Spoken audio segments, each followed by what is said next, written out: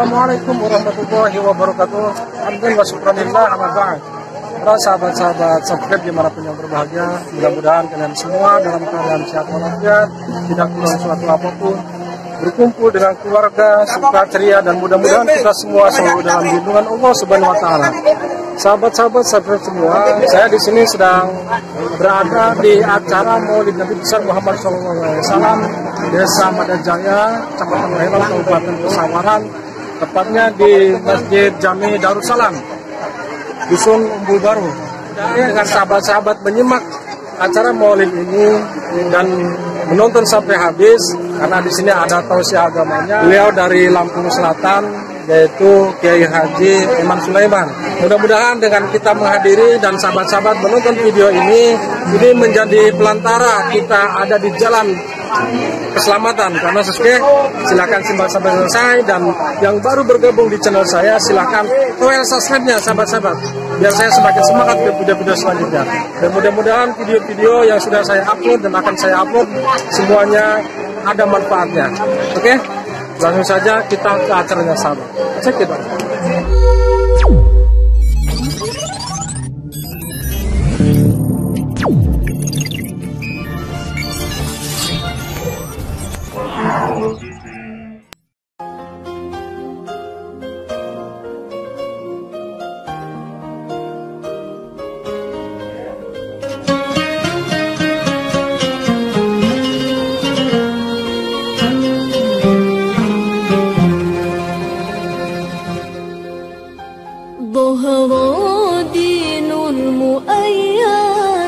بظهور النبي أحمد يا هنا نبي محمد ذلك القلب من النور ظهر دين المؤيد بظهور النبي أحمد يا هنا نبي محمد ذلك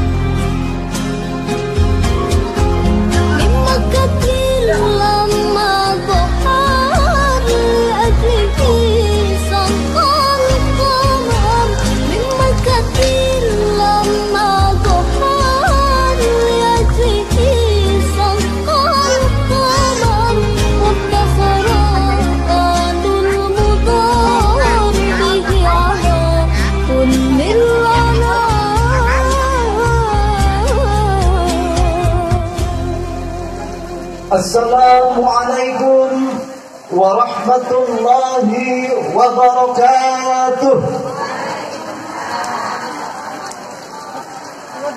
Alhamdulillahilladzi arsala rasulahu bil huda wa dinil haqq liyudhhirahu ala dini kulli walau karihal kafirun.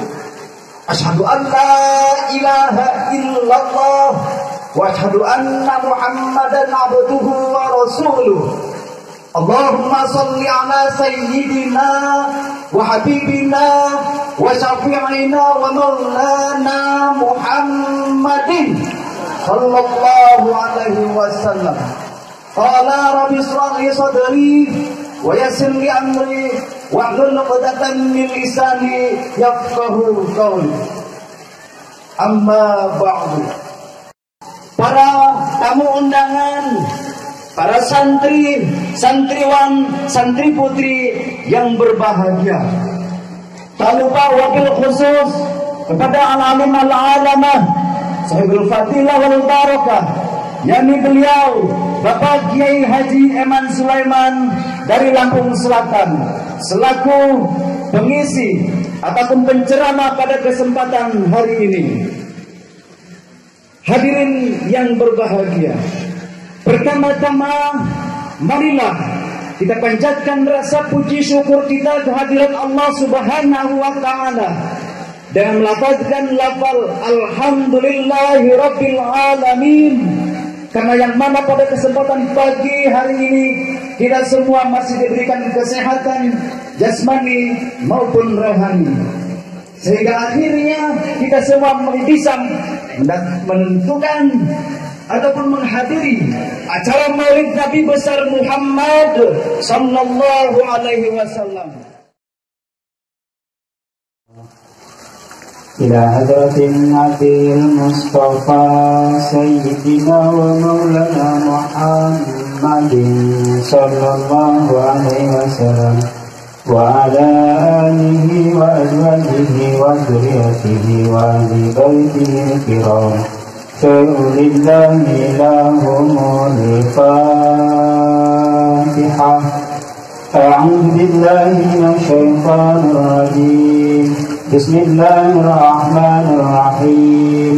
الحمد لله رب العالمين الرحمن الرحيم مالك يوم الدين. بسم الله الرحمن الرحيم.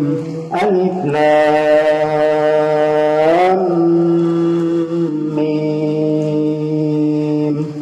ذلك الكتاب لا ريب فيه هدى للمتقين الذين يؤمنون بالغيب ويقيمون الصلاة ومما رزقناهم ينفقون والذين يؤمنون بما أنزل إليك وما أنزل من قبلك وبالآخرة هم يوقنون.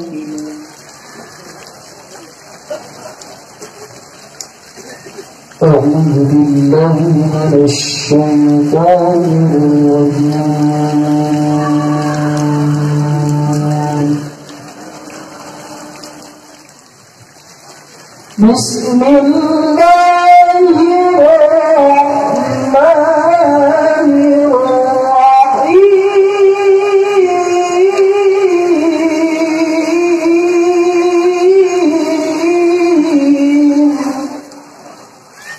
وأن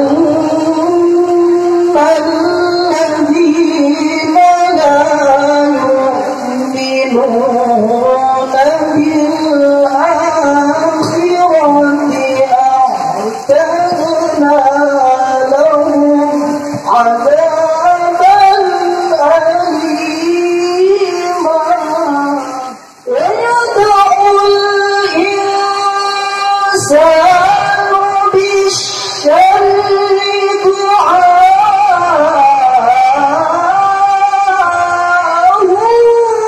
بالخير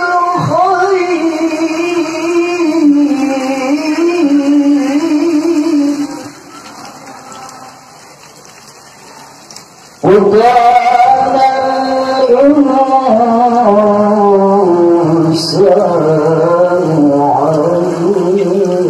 عجولا. اللهم صل على محمد.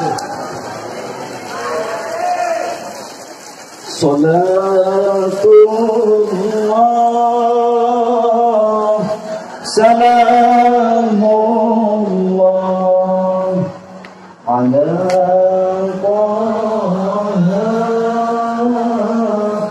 رسول الله. صلاة الله سلام الله على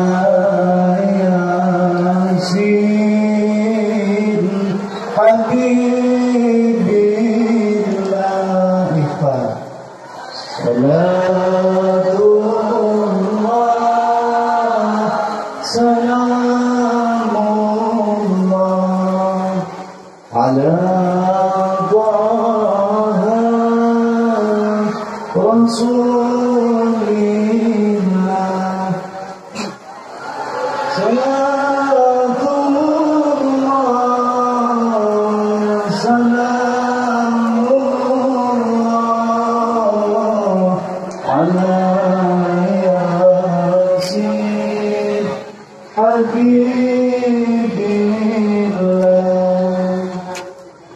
Tawassalna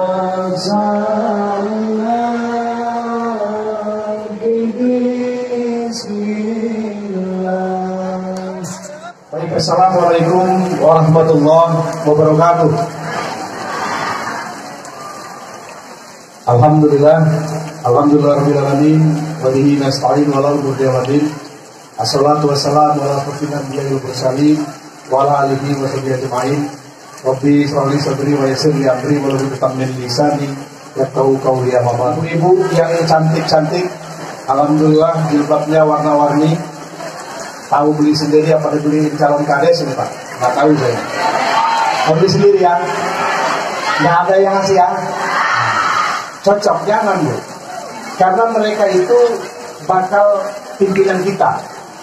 Hari ini kita tahu nasib mereka saat ini calon, ke depan nggak tahu siapa yang jadi kepala desa. Nanti kalau sudah kasih, dendam ya, lu udah gua kasih. Ngapain juga lu minta bantu lagi dengan saya? Ingat, menentukan pilihan itu pakai hati, jangan pakai pikiran. Pakai hati dulu, baru pakai pikiran, baru kita pilih. Cocok?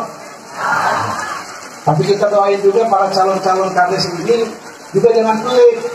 Mentang-mentang gratis kan juga semuanya gratis, jangan. Belajar sedekah boleh, tapi jangan menjanji menjanjikan, Bu ya. Ingat itu. Pokoknya, yuk, Pak calon, anu mere duit 200 orang pilih, salah Bu. Jangan. Kita sama-sama berdoa saja, mudah-mudahan para calon kepala desa ini diberikan hati yang tepat, pemikiran yang sehat, rezeki yang banyak, sehingga bisa berbagi dengan kita selaku warga masyarakat. Ya, kami hormati para calon, mohon maaf, saya bukan kampanye, tapi ngasih tahu warga saya biar sadar kalau milih sesuatu itu jangan pakai gaji. Ingat, ya, pakai hati nurani. Ya Bu. Kedua, jangan golongan putih, jangan tidak pilih, karena majunya Madajaya ini karena pilihan Ibu tanggal 17 November besok. Nanti kita ke Maulid urusan Pak Ustaz lah ya. Kalau saya ngupas Maulid lagi, Pak Ustaz habis paham, ya nggak? Nah, intinya Bapak Ibu, saya berpesan selaku kepala desa. Tanggal 17 besok, yuk kita sama-sama mendatangi TPS. Lihat kita masuk di TPS mana. Karena kita kalau tidak salah ya panitia ada 6 TPS. Ada 6 TPS. Jadi tidak seperti tahun-tahun lalu. Kita mendatangi satu tempat, pilih rame-rame, tidak. Tapi ini dibagi. Ada yang di Kebang Tanjung, ada yang di Madahilir, ada yang di Repong, ada yang di Kebun Pisang. Artinya warga masyarakat wajib hadir pada saat pemilihan. Kenapa? Kita akan menentukan siapa pimpinan kita di 6 tahun ke depan. Kalau kita salah dalam 5 menit pemilih itu, maka kita akan rugi selama 6 tahun. Masa iya Madajaya ini mau kembali ganti lagi. Jangan Bu ya. Jangan, malu kita. Makanya harus hati-hati pada saat memilih. Kalau cocok yang ini, ya sudah, itu saja. Ingat, terima kasih disampaikan kepada Bapak Kepala Desa, yakni Bapak Iwan Rosa, yang telah memberikan sambutannya. Ya, sahabat-sahabat semua, sekarang para jamaah lagi dalam acara istirahat, sahabat-sahabat. Para jamaah Maulidan sedang menikmati hidangan yang telah disediakan oleh panitia. Dan sebentar lagi kita akan menyimak acara inti. Hadirin rahimakumullah. Marilah kita bersama-sama untuk mendengarkan apa yang akan disampaikan oleh beliau, Bapak Kiai Haji Eman Sulaiman dari Lampung Selatan, agar kita semua di sini yang hadir, yang mengikuti acara Maulid Nabi besar Muhammad Sallallahu Alaihi Wasallam pulang dengan tangan hampa, akan tetapi mendapatkan ilmu yang berguna dan yang bermanfaat untuk kita berjalan di jalan yang akan kita lalui agar kita tidak tergelincir ke dalam lembah kesesatan.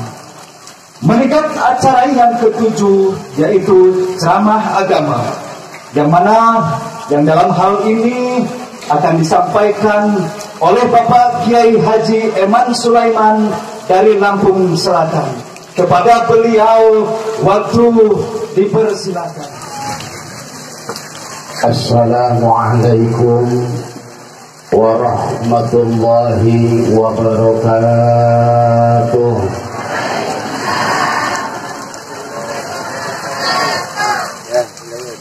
Alhamdulillahilladzi arsala rasulahu rahmatan lil alamin. Asyhadu an la ilaha illallah wahdahu la syarikalah, lahul mulku wa lahul mubin. Wa asyhadu anna Muhammadan abduhu wa rasuluhu sayyidul mursalin. Allahumma shalli ala sayyidina Muhammadin wa ala alihi wa ashabihi alladzina badzalu nufusahum wa amwalahum wa quwwatahum li iqamatid din. Amma ba'du. Bapak-bapak, bil khusus Bapak Kepala Desa Madajaya, para kiai, ada Ustadz Saifullah, Ustadz Kiai Haji Abdul Rojak, Bapak Kiai Haji Idud, dan semua para kiai semuanya di sini ya. Karena saking banyaknya Pak, jujur Pak, saya salut dengan masyarakat Madak. Banyak kiainya, banyak pesantrennya, banyak syawarnya, dan banyak kepala desa.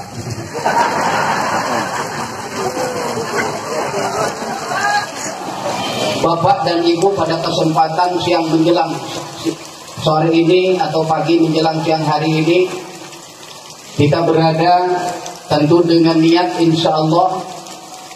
Yang pertama, kita merasa bahwa diri kita, tempat yang kita tempati, waktu yang kita gunakan, dan pekerjaan yang sedang kita pekerjakan itu adalah af'al Allah, itu adalah ciptaan Allah. Oleh karena itu, karena semua ciptaan Allah, maka apa yang kita lakukan ini semata hanya ibadah kepada Allah Subhanahu. Jadi yang nyalon mudah-mudahan niatnya ibadah, yang memilih juga ibadah. Hanya mudah-mudahan tidak terjadi seperti pemilihan-pemilihan bupati, pemilihan legislatif, itu mungkin sekitar 70-80% itu golput Pak. Betul itu yang saya lihat, itu golput. Tahu golput? Golongan penerima uang tunai. Kebanyakannya betul nggak Bu? Itu golputnya golongan penerima uang tunai. Calon bupati, kalau calon kades itu biasanya enggak. Karena rata-rata memang yang nggak punya duit mungkin ya.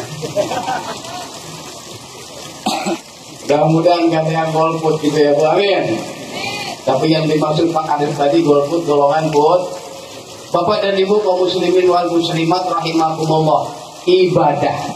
Jadi apa saja selama apa yang kita kerjakan ini tidak dilarang oleh Allah, tidak bertentangan dengan agama Allah, bisa dikategorikan ibadah. Pertanyaannya, kenapa harus beribadah? La matluba illallah, karena perintah Allah.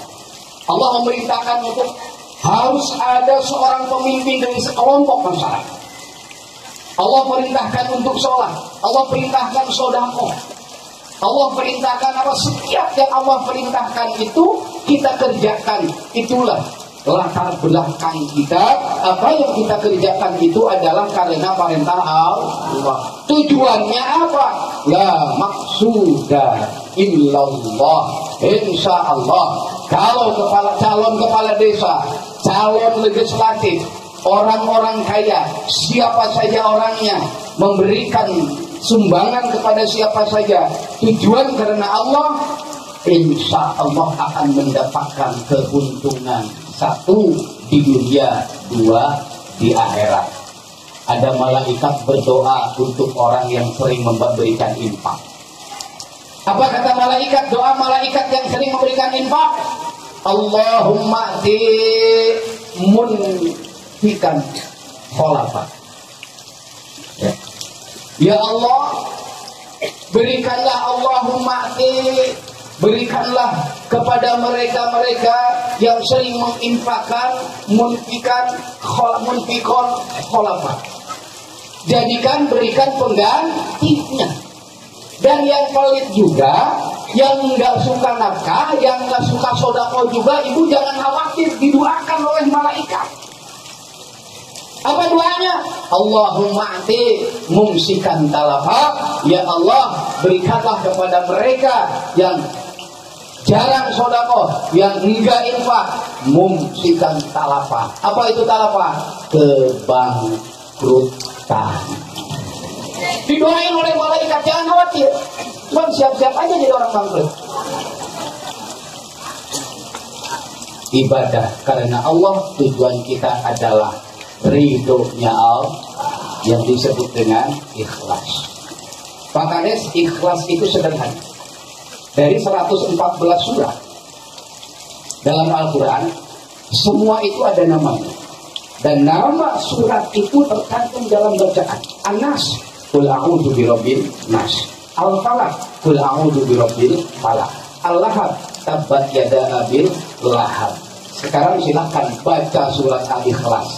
Qul huwallahu ahad, Allahus somad, lam yalid wa lam yulad wa lam yakul lahu kufuwan ahad. Ada bacaan nama suratnya enggak? Enggak ada ya. Itulah ikhlas. Sederhana saja. Insya Allah. Sepakat ya kita, kompak semuanya ke sini, kita semata ibadah kepada Allah. Karena mencari ilmu itu diperintahkan Allah. Tujuan kita jangan meleset, la maksuda illallah, semata hanya ingin mendapatkan keridhaan Allah Subhanahu. Bapak dan Ibu kaum muslimin wal muslimat, seperti yang saya bacakan dalam mukhodimah tadi, bahwa Rasul diutus itu wa ma arsalnaka illa rahmatan lil alamin. Ini jadi rahmah, kasih sayang Allah kepada umat manusia. Bahkan bukan sekedar umat manusia, makhluk-makhluk yang lain juga kebagian kasih sayang Allah. Diturunkannya, diutusnya Nabi Muhammad Shallallahu Alaihi Wasallam. Rahmatan lil alamin ini mana isinya? Di antara rahmatan alamin ini adalah undang-undang Allah.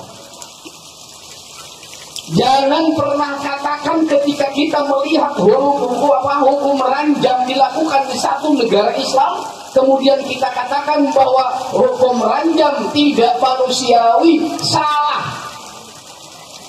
Allah yang buat undang-undang itu, dan itu diterapkan di negara Islam. Jangan salahkan kalau kita ada orang Indonesia. Saya masih ingat ada orang Indonesia yang berbuat zina di Saudi Arabia, kemudian diranjam. Dia teriak-teriak hukum ranjam itu tidak manusiawi, dolim dan lain sebagainya, kejam. Sebetulnya kalau kita bisa memikir secara baik, secara teliti, apapun yang diberikan oleh Allah, sepahit apapun aturan, adalah kasih sayang Allah. Bu, saya nanya sama ibu, ketika anak ibu nakal, kemudian oleh ibu dijewer, karena apa? Karena sayang. Karena sayang supaya nggak nakal-nakalan lagi. Allah berikan hukum semacam itu, sayang, supaya tidak ada orang lagi yang melakukan perzinahan. Nah, itu di negara Islam, Pak, Indonesia, Pak. Bapak dan Ibu kaum muslimin wal muslimat rahimakumullah. Mana lagi di antara rahmatan lil alaminnya? Ya. Rahmatan lil alaminnya itu mana lagi? Tadi yang dibaca oleh kepala desa, bagaimana seorang perempuan itu sangat hina. Bapak, di zaman jahiliyah kata Rasul itu kana an-nikah fil jahiliyah arba'atu anha. Bahwa di zaman jahiliyah pernikahan itu ada 4 bentuk. Yang pertama disebut dengan nikahul wiladah. Nikahul wiladah itu adalah menikahnya seorang laki-laki kepada perempuan dengan cara yang biasa disahkan, melamar dulu kemudian menikah. Yang nomor kedua apa? Nikahul ibtidha. Nikahul ibtidha itu adalah menikahnya seorang lelaki kepada perempuan. Setelah dinikahi, kemudian si perempuan itu diantarkan kepala desa, atau diantarkan kepada camat, atau diantarkan kepada bupati. Artinya diantarkan si perempuan itu kepada orang-orang yang terkemuka, orang terhormat, pejabat-pejabat. Dan suami tidak mau menyentuh sebelum perempuan itu pulang kepada suaminya dalam keadaan hamil. So, enak menjadi pejabat kalau begitu. Kalau ada rakyat nikah, perempuannya disetorin, Pak, tolong panggilin budak, bantu saya bikin anak. Itu begitu. Diserahkan dulu kepada pemuka-pemuka, kepada pejabat-pejabat. Setelah hamil baru diambil anaknya keturunan, Pak. Ibtidha itu dilarang. Yang nomor kedua apa lagi? Yang nomor kedua itu adalah nikahur rohni. Nikahur rohni itu apa? Nikahnya sekelompok laki-laki kepada satu orang perempuan. Tapi tidak boleh lebih dari 9. Artinya 9 laki-laki menikahi satu perempuan. Kemudian hamil, punya anak, perempuan berhak. Siapa bapaknya? Dijajarkan di tengah lapang. Lihat anaknya. Oh, ente jadi bapaknya. Selesai. Buat lagi, legain lagi, bikin anak lagi. Subhanallah, luar biasa kan kejadian. Yang nomor ketiga apa? Yang nomor keempat. Yang nomor keempat itu ada yang disebut dengan nikahul royah. Nikahul royah itu adalah perempuan yang siap dinikah, rumahnya atau di depan rumahnya itu ditaruh bendera. Tiap rumah yang siap dinikah udah balik mungkin ya, taruh bendera di depan rumah. Ada laki-laki lewat, kemudian lihat perempuannya senang, masuk nikah. Masuk itu bebas berapa orang pun, sampai 20 juga gak apa-apa. Lalu setelah punya anak, ada tim khusus yang menentukan siapa bapaknya berdasarkan DNA mungkin begitu ya. Itulah pernikahan di zaman jahiliyah. Pernikahan yang tidak cocok enggak? Mau enggak ibu kalau ada pernikahan seperti tadi, sudah dinikah dianterin ke mana? Ke pejabat, suruh buatin anak. Satu perempuan dengan belasan bahkan mungkin puluhan laki-laki. Kalau istilah sekarang itu salira, satu liang rame-ram, atau salome, satu lubang rame. Maka turunlah Rasulullah, pernikahan yang 3 ini dilarang. Bahkan menurut sebagian ada lagi satu lagi, ya. Ada lagi satu lagi pernikahan di mana si laki-laki atau si orang tua menikahkan anaknya kepada saudaranya. Setelah anaknya keluar, punya anak perempuan bisa dinikah oleh kakeknya yang tadi. Itu udah bejat semua kan. Allah Subhanahu wa ta'ala turunkan Rasul. Allah menyayangi kaum Hawa. Allah menyayangi umat manusia. Bahkan binatang pun itu dijamin. Mana contohnya? Menyembelih binatang tidak boleh dengan pisau yang tumpul. Dolim hukumnya melem lauk. Tahu melem ya? Bakar ikan masih geger pegang. Itu tidak boleh. Dolim namanya. Kenapa? Karena api bagian Allah, bukan bagian manusia. Binatang saja dilindungi. Rahmatan lil alamin. Setelah turun Rasul, setelah diutusnya Nabi Muhammad SAW, tidak ada lagi yang namanya pernikahan ibtidha atau nikahul rohti atau nikahul royah, tidak ada lagi. Nikah seperti yang biasa terjadi demikian. diangkatlah perempuan. Kemudian sampai di Indonesia ya, ada beberapa orang perempuan seperti pahlawan yang ikut perempuan. Mungkin ini mengikuti Bibi Sofia ya. Bibi Sofia itu bibinya Rasul, itu Siti Sofia itu ikut perang.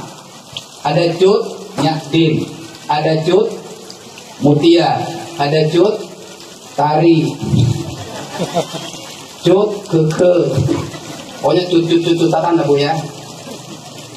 Kemudian pengangkat derajat wanita, ada seorang pahlawan yang bernama Ibu Harum. Betul? Siapa pahlawan wanita Ibu Harum ya? Pernah dengar Ibu? Pernah dengar nggak? Ada pahlawan wanita namanya Ibu Harum. Pernah kan? Yang terkenal dengan sebutan Kartini. Sebetulnya Pak Kades namanya Harum gitu. Dalam lagu silakan baca. Harum namanya Harum. Makanya saya bilang Ibu Harum gitu.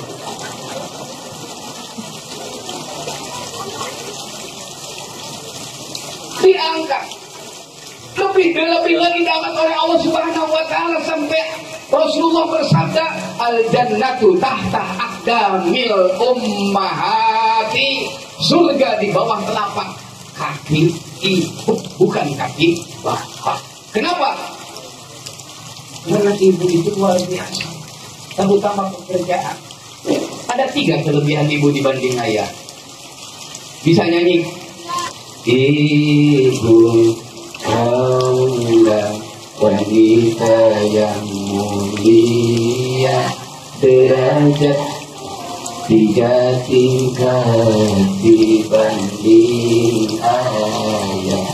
Kau mengandung, melahirkan, menyusui, mengandung lagi, melahirkan lagi, menyusui, mengandung. Lah, berapa kali Pak Ustadz mengandung berapa anaknya lah? Ibu ini diangkat oleh agama Al-Quran surat An-Nisa. Makanya anak-anak nih ya, ini tolong dengarkan. Saya bisa menangis nih ya, saya bisa tertawa, saya juga bisa menangis. Siap menangis? Siap menangis? Ini saya sampaikan kepada anak-anak yang merasa punya orang tua, yang enggak merasa punya orang tua, pinggir. Bu, Pak, bagaimana seorang ibu berat yang mengandung anak? Kandungannya dibawa kemana-mana, Pak. Dia harus kerja di dapur, dia kecapean, mengandung kita, kemudian lebih sakit lagi ketika ibu melahirkan. Saya yakin, Bu, Pak, ketika ibu dihadapkan 2 masalah, antara mati anak dan mati ibu ketika melahirkan, saya yakin, Bu, ibu akan mengatakan, dokter, selamatkan anak saya. Selamatkan anak saya, dokter. Biarkan saya mati. Inilah seorang dokter. Bukan tertawa, bu, sedih. Saya bilang bisa menangis saya. Saya ngomong bisa menangis. Bagaimana seorang ibu menyusui siang malam, anak tidur, kadang suaminya juga kakinya nggak mau diangkat.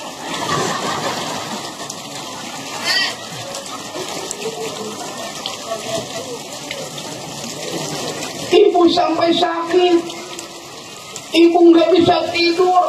Masya Allah, itu ada sumpah anak-anak sekolah kepada orang tua. Bapak dan ibu, yuk kita nangis lagi. Jangan bawa nangis. Setelah kita sadar, dan saya yakin semua mengakui bahwa kita pernah dikandung oleh ibu, kita pernah dilahirkan yang begitu sakit oleh ibu, kita disusui, kita diasuh, dan ibu tidak mengenal waktu, tidak mengenal lelah dan letih.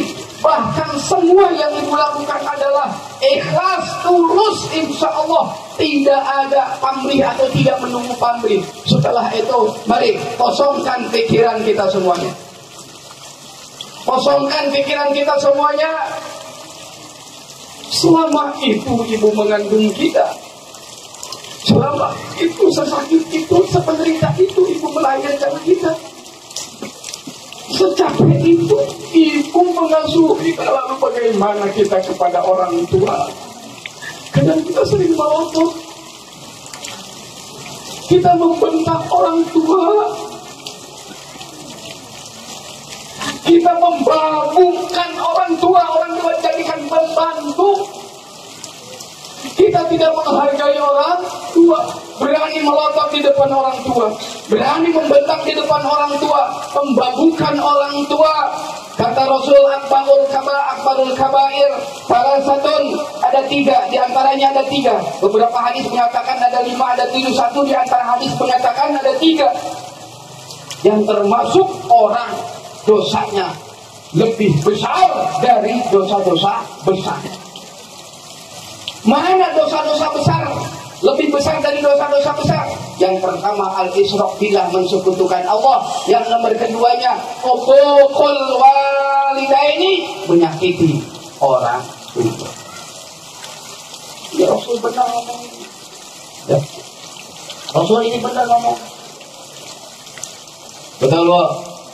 Ibu diangkat Bu, diangkat. Sehingga anak harus lebih baik kepada ibu daripada kepada orang tua. Maksudnya kepada orang tua mah jelek juga nggak apa-apa, bukan begitu maksudnya ya. Bukan, artinya lebih mementingkan ibu daripada bapak. Mohon maaf lah ya, ibu diangkat. Tapi di depan bapak-bapak, di depan suami, ibu harus tunduk patuh taat kepada suami. Bu, ada ibu yang mau dilaknat oleh Allah enggak? Ayyumam ro'atin da'aha jaujuha fasawwafat hatta yanam fa'alaihi laknatullah. Barang siapa saja perempuan yang diajak oleh suaminya ilal firos, nggak tahu ngapain. Firos itu amparan atau sebut saja kamar. Pasawafat kemudian menunda-nunda, ntar ya bang, ntar ya mas, ntar ya mas. Hatta yanam, suami sampai tidur. Ingat, subuhnya itu ibu dapat laknat dari Allah Subhanahu wa ta'ala. Makanya itu harus ngerti ya Bu ya. Kalau saya singkat pamajikan itu, orang Sunda itu ada singkatan pamajikan ya. Tapi mungkin saja lain daripada yang lain ya. Pamajikan itu pakna parabanen sumut handap. Makna naon? Manianen beredai mani. Pamajina naon?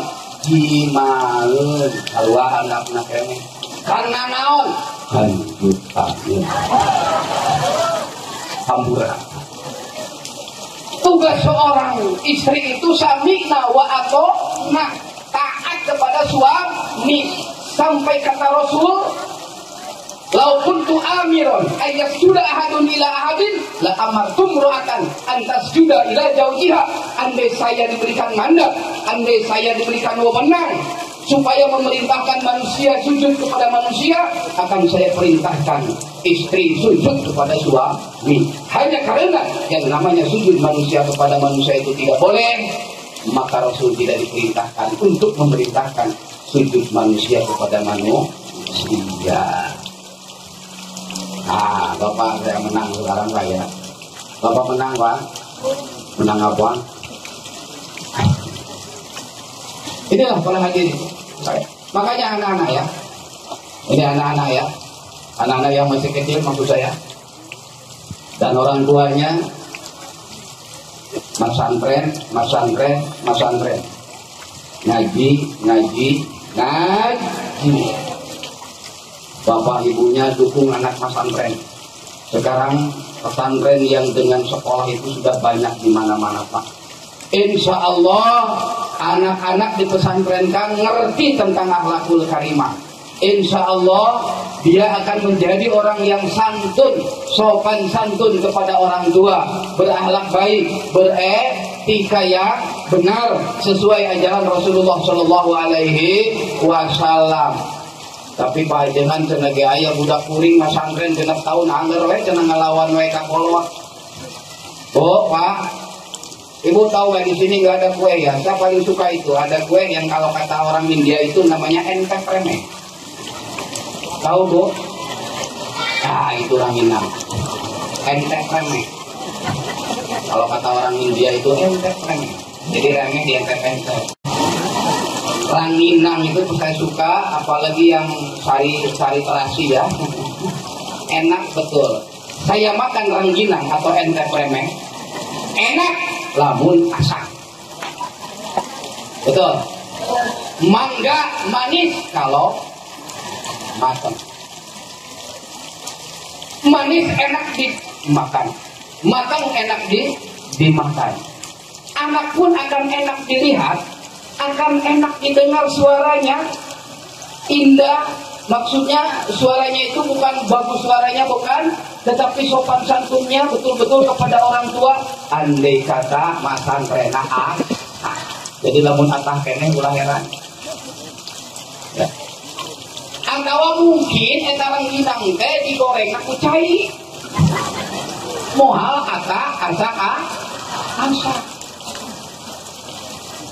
Insya Allah pondok pesantren akan mencetak anak-anak yang waladun solihun yang diharapkan oleh semua orang tuanya, yang kelak andai kata orang tuanya meninggal dunia, anak itu termasuk salah satu di antara yang 3 yang akan terus mengalir pahalanya. Shadaqatul jariyatun wa ilmin yuntafa'u bih wa waladin solihin yad'ulah, anak yang mendoakan. Di pesantren diajarkan segala macam tentang kehidupan.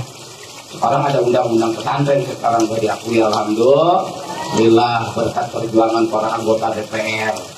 Ya, istri saya juga Pak anggota DPR, alhamdulillah. Udah lama semenjak menikah dengan saya udah jadi anggota DPR, anggota dapur.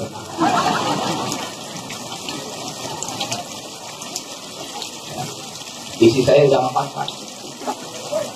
Istri saya udah 4 anaknya. Belum selesai saya ngomong. Belum selesai udah banyak amat Pak. Orang belum selesai ngomong. Allahumma sholli ala sayyidina Muhammadin wa ala alihi wa barik wa sallim ala sahabati Rasulullah sallallahu alaihi wasallam ajmain. Amin amin amin. Alhamdulillah amin. Alhamdulillah. Ya Rabbana lakal hamdu kama yanbaghi li jalali wajhika wa karim mu'azzam. Allahumma shalli ala sayyidina Muhammadin salatan tu'zina min jami'il ahwali wal afat wa taqwana jamu hajat wa inna qadara wa tuqaribuna ila sawfa ya hadirat bil hajat wa qadal mamat inna ja'ala kulli shay'in qadir.